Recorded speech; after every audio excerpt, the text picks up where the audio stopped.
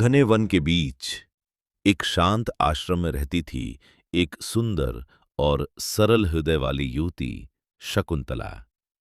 उसे कण्व ऋषि ने अपनी पुत्री की तरह पाला था। वन के पशु पक्षी ही उसके सच्चे मित्र थे।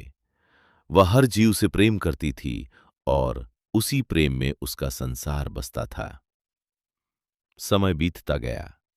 एक दिन हस्तिनापुर के राजा दुष्यंत शिकार के लिए उसी वन में आए।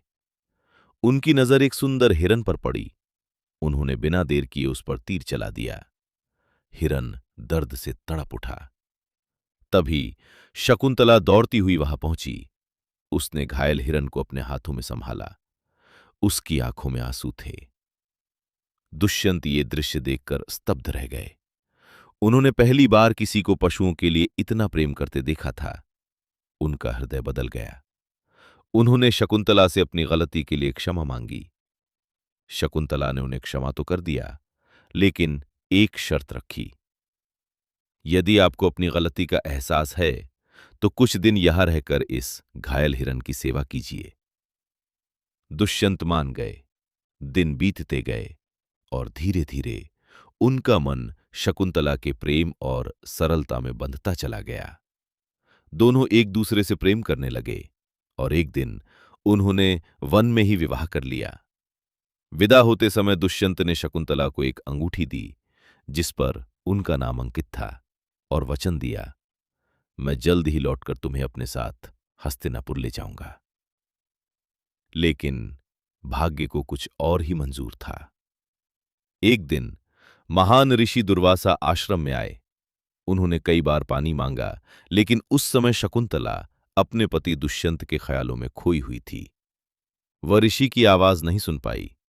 यह देखकर दुर्वासा ऋषि क्रोधित हो उठे। उन्होंने श्राप दे दिया, जिसके बारे में तुम सोच रही हो वही तुम्हें भूल जाएगा। शकुंतला ये सुनकर घबरा गई। वह ऋषि के चरणों में गिर पड़ी, क्षमा मांगने लगी। तब ऋषि ने अपने श्राप में थोड़ा परिवर्तन किया। जब तुम उसे उसकी दी हुई कोई निशानी दिखाओगी तब उसे सब याद आ जाएगा। समय बीतता गया। श्राप के प्रभाव से दुष्यंत शकुंतला को पूरी तरह भूल गए। शकुंतला वन में उनकी प्रतीक्षा करती रही। आखिरकार वह स्वयं उनसे मिलने हस्तिनापुर जाने के लिए निकल पड़ी।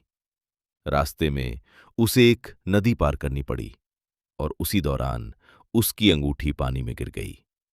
एक मछली ने उसे निगल लिया। जब शकुंतला राजमहल पहुंची तो दुष्यंत ने उसे पहचानने से इनकार कर दिया। उन्होंने कहा, तुम कौन हो? अपने संबंध का प्रमाण दो। शकुंतला के पास अब कोई प्रमाण नहीं था। वह रोती रही। उन्हें सब कुछ याद दिलाने की कोशिश करती रही, लेकिन सब व्यर्थ था। निराश होकर वह वहां से चली गई। वह अपने पिता के आश्रम भी नहीं लौटी। वन में ही एकांत में रहने लगी। कुछ समय बाद उसने एक पुत्र को जन्म दिया जिसका नाम रखा भारत। भारत बहुत साहसी और निडर था। वह जंगल के जानवरों के साथ खेलता हुआ बड़ा हुआ।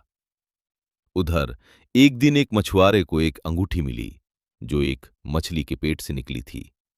वह अंगूठी राजा के पास ले जाई गई। जैसे ही दुष्यंत ने वह अंगूठी देखी, उन्हें सब कुछ याद आ गया। शकुंतला, उनका प्रेम, उनका विवाह। वह तुरंत उसे खोजने वन की ओर निकल पड़े, लेकिन वह उन्हें नहीं मिली।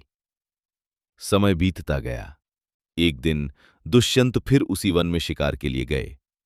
वहां उन्होंने एक छोटे बालक को देखा जो निडर होकर एक शेर के बच्चे के साथ खेल रहा था।